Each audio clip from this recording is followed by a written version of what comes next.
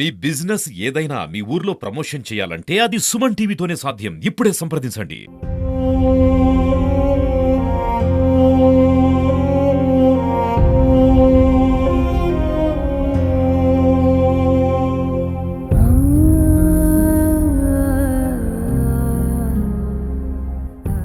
మృత్యులో కూడా వీడని పెళ్లి బంధం, భార్యాభర్తల బంధం మృత్యుల్లో కూడా వీడలేదని చెప్పాలి. విశాఖపట్నం భీమిలి నియోజకవర్గం చంద్రంపాలెంకి చెందినటువంటి ఈ యొక్క పిల్ల ఉమామహేశ్వర్ ఏదైతే దంపతులు ఈరోజు ఈ యొక్క శ్రీ శ్రీ శ్రీ వరాహ లక్ష్మీ నరసింహస్వామి దేవస్థానానికి అయితే వెళ్ళారు. ఈరోజు చందనోత్సవం అనగా స్వామివారు ఈరోజు అయితే కనుక నిజరూప దర్శనంలో అయితే కనుక ఆయన దర్శనమిస్తారని చెప్పేసి తెల్లవారుజాము 2 గంటలకి అయితే కనుక క్యూ లైన్కి వెళ్ళారు. 300 రూపాయల లైన్లోకి వెళ్ళిన పరిస్థితి.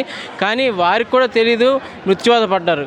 కేవలం ఆ యొక్క గోడ ఏదైతే ఉందో ఆ గోడ మీద పడి చనిపోయిన పరిస్థితి. 8 మంది అయితే చనిపోయారు. ఆ 8 మందిలో 4 అయితే కనుక విశాఖపట్నం భీమిలి నియోజకవర్గం మధురవాడ చంద్రంపాలెం చెందినటువంటి ఒక చంద్రపాలెం గ్రామంలో వాస్తవులుగా కూడా గుర్తించిన పరిస్థితి. సో ప్రజెంట్ ఇప్పుడు చూస్తున్నాము మొత్తం విశాఖపట్నంలో విషాద వాతావరణం అయితే కనుక నెలకొల్పిందని చెప్పొచ్చు. ఎటు చూసినా సరే అందరూ వచ్చి తీవ్ర దిగ్భ్రాంతి గురి అయిన పరిస్థితి చూస్తున్నాము మన విజువల్స్లో. అందరూ తెలియని ఒక బ్రాంచ్లోని అలానే ఒక చాలా విషాదమైన బాధలు అయితే కనుక ప్రజెంట్ ఇక్కడ ఉన్న సిచ్యువేషన్స్ అన్నీ అలానే ఉన్నాయి. ఎంత ఇది చేసినప్పటికీ ఆ దేవుడి దర్శనానికి వెళ్ళి అనంత లోకాలకు వెళ్ళిపోతారని కూడా వారు కూడా ఊహించలేదు. ఇటువంటి సంఘటన ఈ కుటుంబంలో జరిగిందని చెప్పి కుటుంబ సభ్యులు కూడా తీరని ఒక చేదు విషాదంగా భావిస్తూ ఎంతో దుఃఖిస్తున్న పరిస్థితి మనకు కనిపిస్తుంది. పెళ్లి బంధంతో ఒకటయ్యారు, ఒకే పని చేస్తూ సాఫ్ట్వేర్ ఉద్యోగాలు చేస్తూ పనిలో కూడా ఒకటయ్యారు. ఆఖరికి భగవంతుడిలో కలిసిపోవడానికి కూడా ఒకటిగానే వెళ్ళిన పరిస్థితి అయితే కనిపిస్తుంది. చాలా దుఃఖానికి అయితే కనుక ఇది దారితీస్తున్న పరిస్థితి.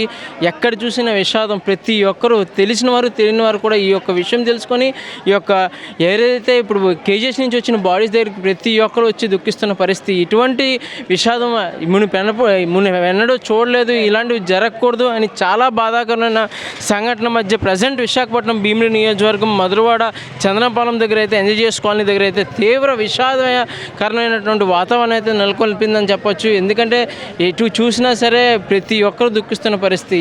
ఎవరైనా సరే ఏంటి ఇలా జరిగింది ఏంటని ఆలోచించే పరిస్థితులు అయితే కనుక ఉన్న ప్రజెంట్ సిచ్యువేషన్ అయితే కనుక ఇలా ఉన్నాయి. అయితే కనుక ప్రతి గ్రామ పెద్దలైన అవ్వచ్చు, గ్రామస్తులు కావచ్చు వచ్చి తీవ్రంగా చాలా దుఃఖిస్తున్న పరిస్థితి అయితే ఉంది. ఒకసారి ఇక్కడ ఉన్నటువంటి కొంతమందితో మాట్లాడి తెలుసుకునే ప్రయత్నం చేద్దాం. సార్ నమస్తే అండి. నమస్తే అండి. సార్ చెప్పండి, అంటే ఒక సాఫ్ట్వేర్ ఉద్యోగాలు చేస్తూ ఇదే చంద్రపాలెం వాస్తవ్యులు ఇక్కడ స్వామివారి దర్శనానికి వెళ్ళి ఇటువంటి సంఘటన జరిగి ఆ దేవుడిలోనే కలిసిపోయిన పరిస్థితి. ఇది పూర్తిగా దేవస్థానం అధికారుల తాలూకా నిర్లక్ష్యం అండి. ఇది అక్కడ ఏర్పాట్లు అయితే సరిగ్గా జరగలేదు. ఒక పెద్ద కార్యక్రమం ఉత్తరాంధ్రలోనే ఒక పెద్ద కార్యక్రమం చందనోత్సవం. ఒరిస్సా నుంచి, ఉత్తరాంధ్ర నుంచి, ఇతర జిల్లాల నుంచి ప్రజలందరూ వచ్చే కార్యక్రమం. ఆ కార్యక్రమాన్ని అధికారులు చాలా లైట్గా తీసుకున్నారు. ఒక రిటైనింగ్ వాల్ కట్టేటప్పుడు ఖచ్చితంగా దానికి కొన్ని ప్రామాణికాలు ఉంటాయి. కింద పిల్లర్స్ వేసి భీములు రన్ చేసి అందులో బ్రిక్ కట్టాలి. వాళ్ళు 3 రోజుల ముందు ఏదో పొడుసున్నంతో ఏదో బ్రిక్ కట్టేసి వదిలేశారనమాట. దానికి మెస్లు అవి వేసేసి వదిలేశారు. ఇది ఇంజనీరింగ్ వైఫల్యం అనేది సింహాచలంలో ఎప్పుడూ జరుగుతూనే ఉంది. మరి నిర్లక్ష్యం కారణంగా ఈవేళ 7 ప్రాణాలు పోవడం జరిగింది. 25 లక్షల రూపాయలు ఎక్స్గ్రేషియా, తర్వాత ఇంట్లో ఎవరికైనా అవుట్సోర్సింగ్ ఉద్యోగం ఇస్తామని చెప్తున్నారు. ఇది ఎంతవరకు సబబు అండి? ఈవేళ ఆ అబ్బాయి ఒక ఎలక్ట్రీషియన్ కొడుకు, ఆ అమ్మాయి ఏమో ఒక ప్లంబరు. అంటే ఎంత కష్టపడి చదివించి ఉంటారు ఆ కుటుంబాల నుంచి వచ్చి ఈవేళ సాఫ్ట్వేర్ ఉద్యోగాలు చేసే స్థాయికి వచ్చిన పిల్లలు చనిపోతే ఇలానే కాదు, 7 చనిపోయిన 7 కూడా కనీసం 1 కోటి రూపాయలు ఇచ్చి ఏదైనా గవర్నమెంట్ ఉద్యోగం ఇచ్చి ఏర్పాటు చేసుంటే బాగుండు. కానీ గవర్నమెంట్ స్పందన మాత్రం ఈ విషయంలో అంత సంతృప్తికరంగా లేదు. ఇప్పుడు ఈరోజు ప్రభుత్వంలో ఉన్న వాళ్ళు గతంలో ప్రతిపక్షంలో ఉన్నప్పుడు ఎల్జీ ఫార్మర్స్ సంఘటనలో 1 కోటి రూపాయలు ఆ రోజు గవర్నమెంట్ ప్రకటిస్తే ఈ కాంపెన్సేషన్ సరిపోద్దా అని అడిగారు. మరి ఇలా చెప్పిన పెద్ద మనుషులు ఈవేళ ఈ కాంపెన్సేషన్ సరిపోతుందా అంటే 25 లక్షల రూపాయలు సరిపోతుందని వాళ్ళకి ఎలా కనిపించిందో నాకు అర్థం అవడం లేదు. అలాగే తిరుపతిలో 7 చనిపోయారు. గతంలో తొక్కిసలాట జరిగి ఈ మధ్యకాలంలోనే చనిపోయారు. మరి కనీసం ఆ సంఘటన నుంచి ఎటువంటి పాఠం నేర్చుకోకుండా మళ్ళీ ఇక్కడ సింహాచలంలో కూడా ఇంత దారుణమైన ఏర్పాట్లు చేసి ఈవేళ ఒక దిగువ మధ్య తరగతి కుటుంబాల నుంచి వచ్చినటువంటి యువతీ యువకులు చనిపోవడానికి కారణమయ్యారు.